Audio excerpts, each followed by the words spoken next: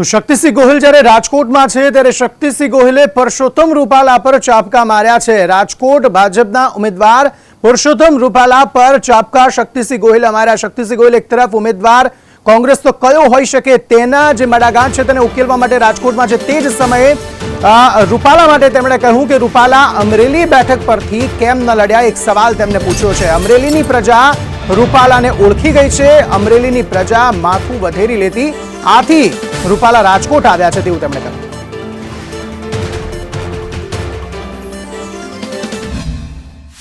એમણે ગોતી ગોતીને માથા મૂક્યા હતા, એ શું કામ ફેરવા?